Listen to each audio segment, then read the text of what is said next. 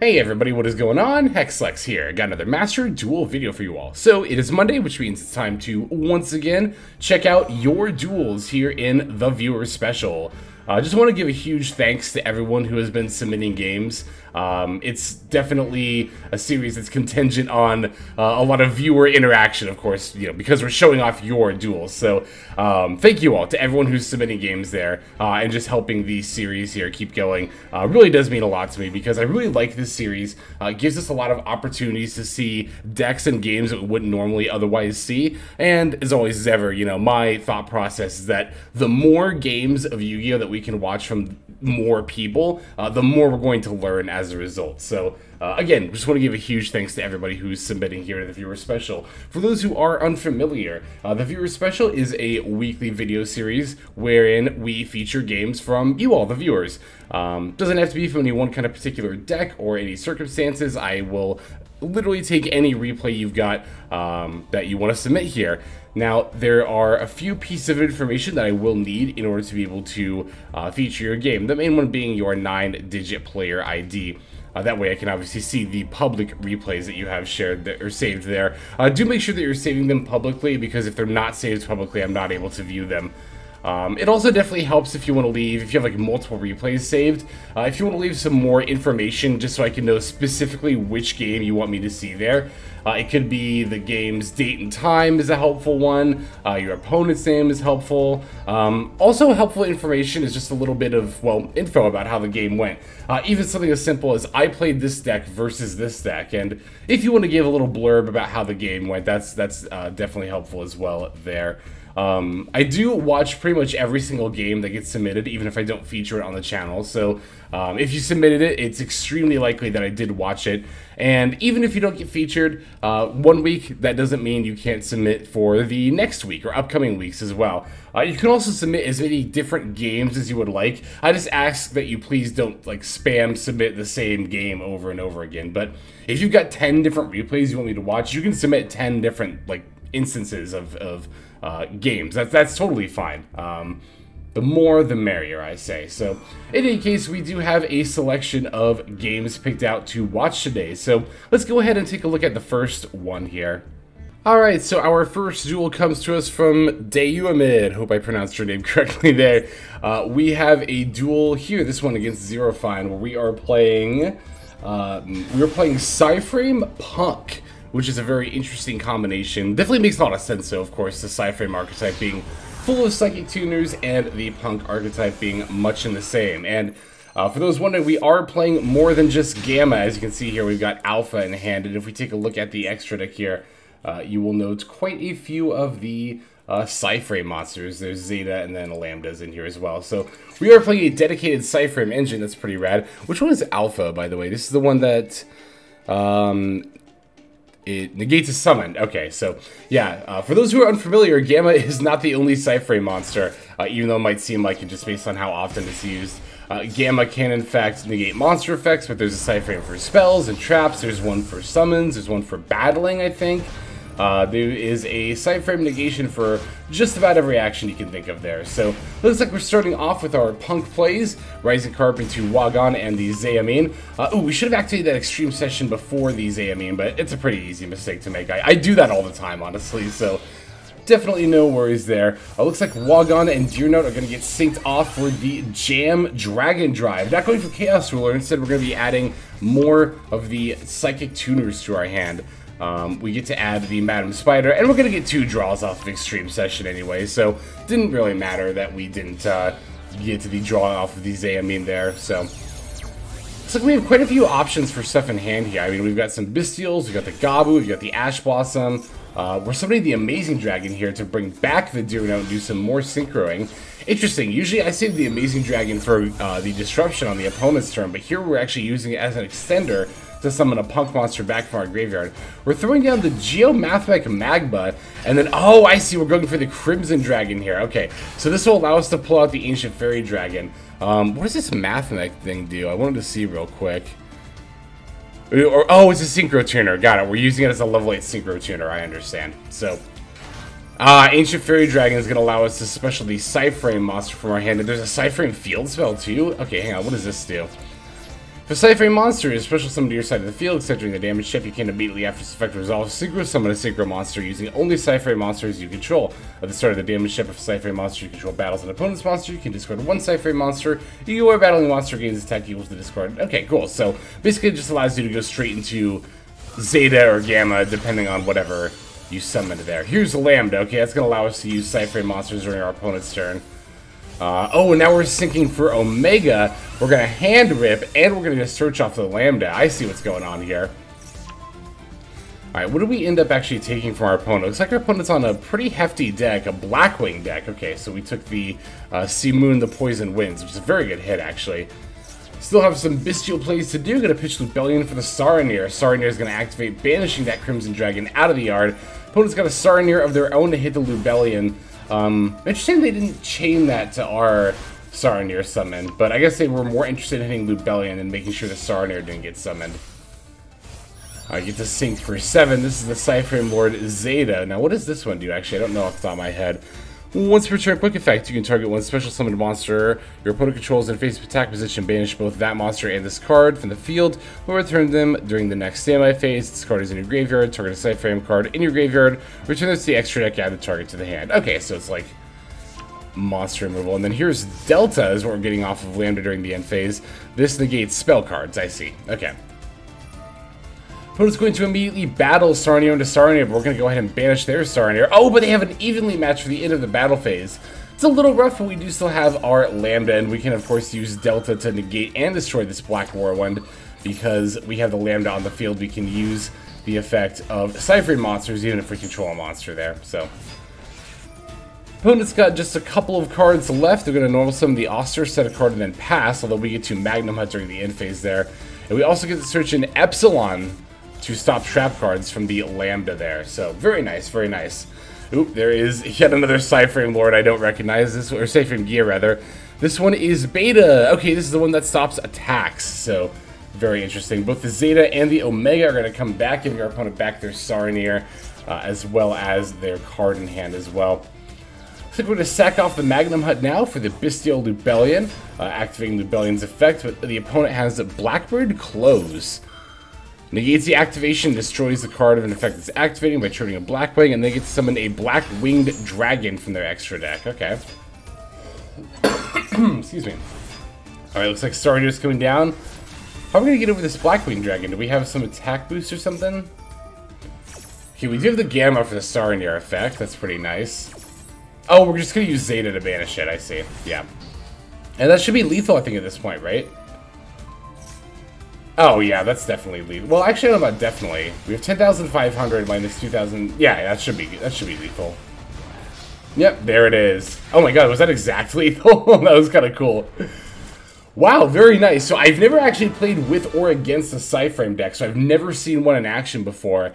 That's cool. I really enjoyed that. And it definitely does make a lot of sense to line them up with the punks there. Again, Psychic Tuners, wanting a lot of the same things, so very nice. Thank you very much for that submission there. It's definitely what we like to see. Let's go ahead and take a look at our next game. Alright, so our next submission comes to us from 951Y, who has a game where they are playing Tearlaments versus Sword Soul.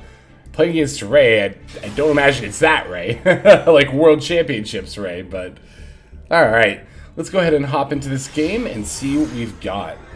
One of the things I noticed in particular was, I think this is the game, if I'm recalling correctly, there was a mention that you got hit by a Protoss and we're still able to make plays. So I'm very eager to see how we're able to play through that. Ooh, opponent's still going to start with a Unicorn for a birth. Oh, but yeah, then they fall up with a Moye, right? I remember this game from, yeah, watching it earlier. There it is. So, yeah, because I remember clicking on this and being like, wait, did we save the right game? But I'll definitely see a game against Cash. But no, it looks like Bray has decided to try the Cashiers in Sword Soul, which is like, I don't really know what Cashiers are adding to a strategy like that with the level 7 bodies. I mean, I guess you can with the Sword Soul token summon Psychic and Punisher, but that's pretty much the only interaction they really have going on there. I guess there is also the Adhara for a level 1 tuner, but nah, don't know. In any case, opponent's going to Unicorn, get Birth, Moye reveal Moye, get the token. Looks like we're now syncing off for the one, the only Sword Soul Grandmaster Chi Xiao.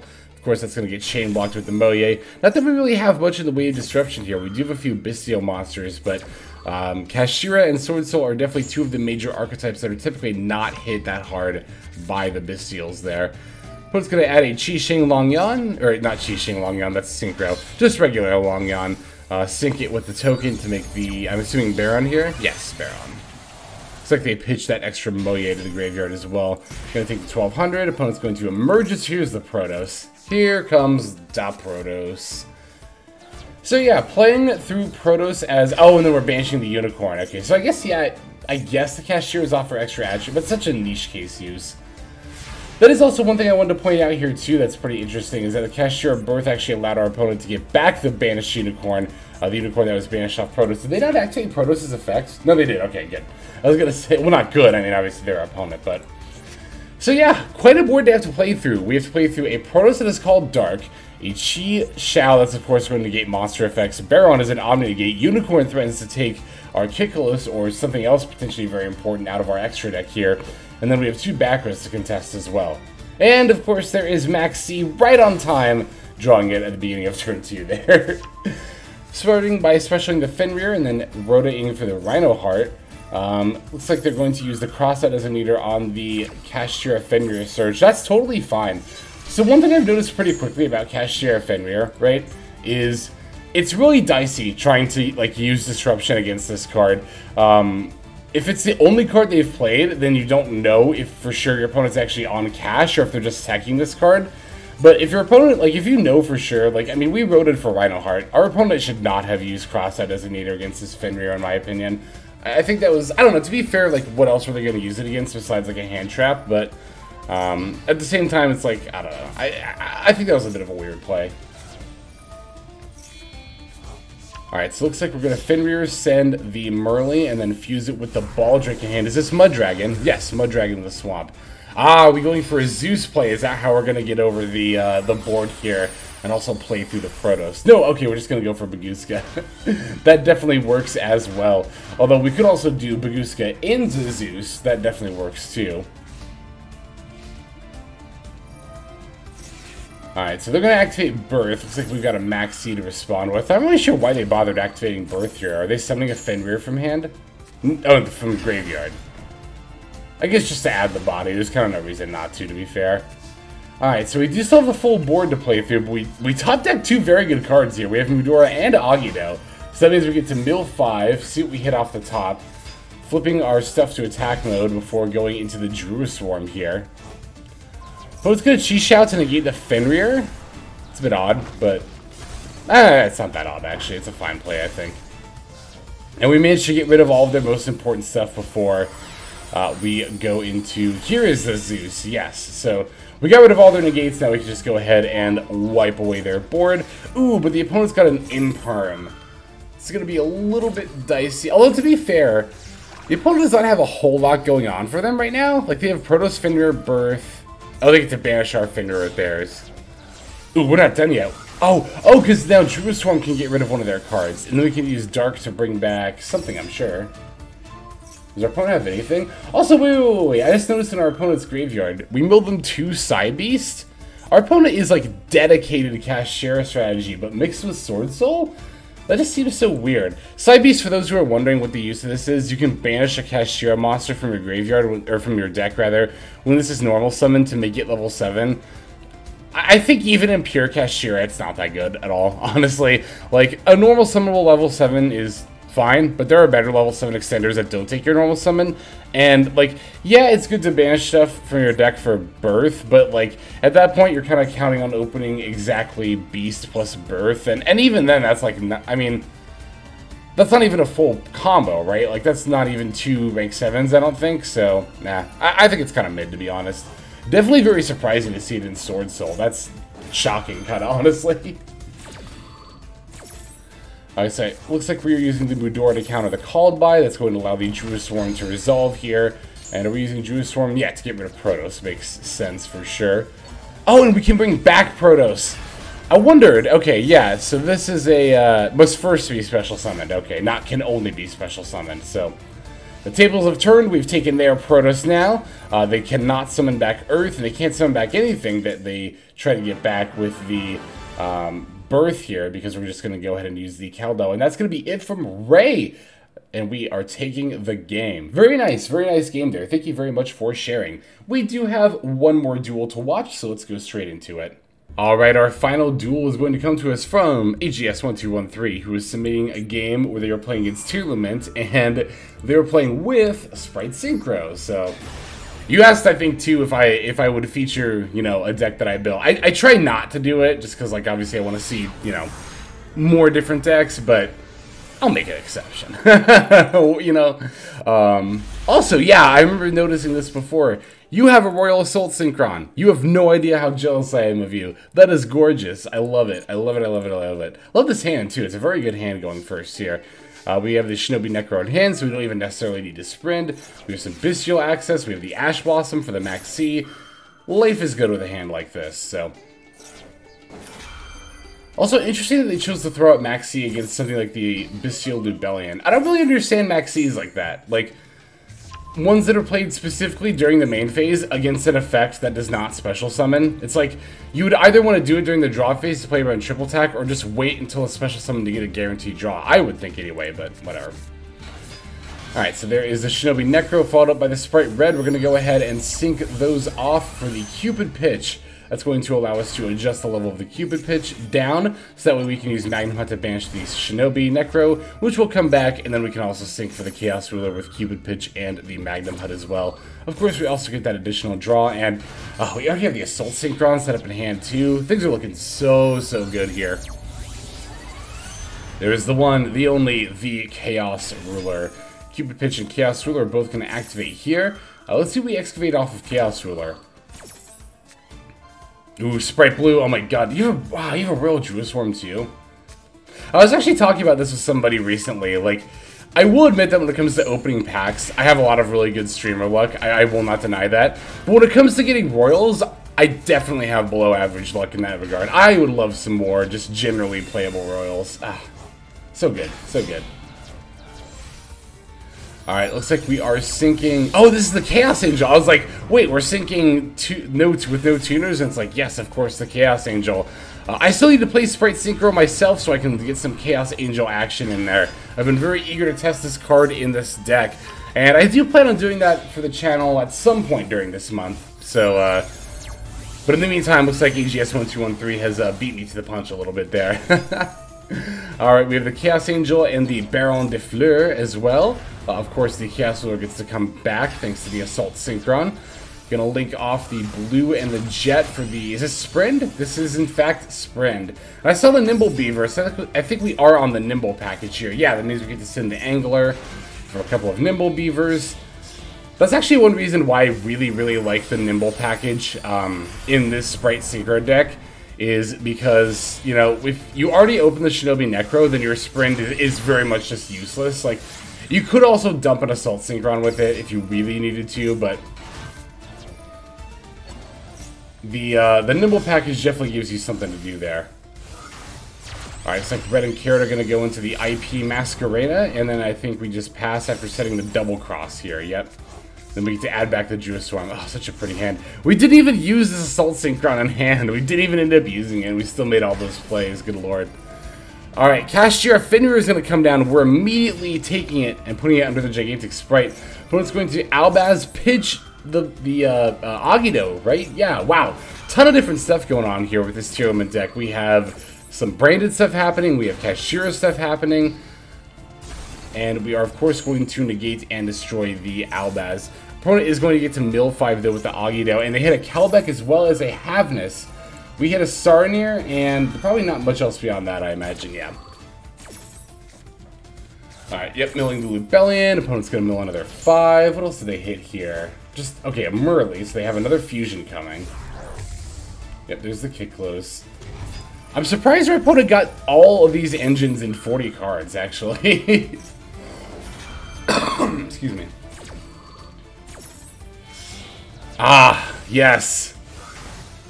The White Woman Jump Scare! Good stuff, good stuff. We'd love to see it. Alright, now Murley is going to fuse with the Kick Close that got sent to the graveyard. Is this just Roll Close? Yeah, I mean, our opponent's not really doing anything scary here. Like, this Roll Close, it can, what, crash with our Goddess and or Baron, maybe? But that's about it. Okay, this Shyren is actually a lot scarier. Wow, that milled Shadalby's King of the Swamp and a Shyren, but thankfully we get to Judas Swarm on the Shyren there. That was about to be really scary, actually. That was a really good Shyren mill, but alas, it seems that nothing has really come out of it here. They can't even. It's because of Chaos Angel. They can't even. They didn't even get to battle over the Judas Swarm. That's good. Oh my god, that's so good. Good stuff. Good stuff. Alright, everybody. Thank you for submitting all those games. Thank you, AGS1213, for showing off the Bestial Sprite Synchro deck with the Chaos Angel added now. Very nice. Love to see it. Of course I do. But, yeah, like I said, that's going to go ahead and do it for this video. Thank you all so much for watching, and thank you again, everyone who is submitting duels. It's really the reason we're able to even do this series in the first place is because of you all going out of your way to submit games. So thank you all very, very much. And without further ado, I'm just going to go ahead and move now to our outro. Alright everybody, thank you so much for watching all the way to the very end of the video like this. That means a whole lot to me. Not just personally, but it's also a great way of supporting the channel as well. If you're interested in supporting the channel in other means, you can of course feel free to comment and or subscribe right here on YouTube. I'm always looking to the comments section. You guys leave some pretty awesome feedback as far as like constructive criticism goes when it comes to deck building, gameplay, channel content, all that stuff. So feel free to leave your opinion down there. I will be sure to take a look at that there. And then subscribing is going to be the best way to get notifications of when these videos drop. That does happen every day, by the way, so if you're looking for daily Master Duel content, you've come to the right place. And there are more places where you can get some daily Master Duel content. If you check out the description below, follow the top link over to my Patreon page. There for just $5 a month, which is as much as you pay for a booster pack. You'll find a lot more value than a pack full of filler over there. We've got some previews for content upcoming here on the channel. We've got some exclusive games that are only posted over on Patreon over there. We've got some Q&As, and then you can also have your name featured in this lovely credit sequence where I thank all of the people who are helping contribute over there on Patreon. It's a huge support to the channel, and it really means a lot as well. So thank you everyone who is donating that is featured here on screen. And again, you know, it's not just a pure donation, you do get some more daily Master Duel content over there just for being a part of the Patreon. But I think that's about all the time that I have for today's video. Once again, I just want to thank you so very much for sticking all the way to the end of the video. Again, it just means a lot as I do put a decent amount of work into getting these videos out every single day. But that's about all the time that I've got for now. So without further ado, this is XLex. I'm signing out, and I hope you have a fantastic day.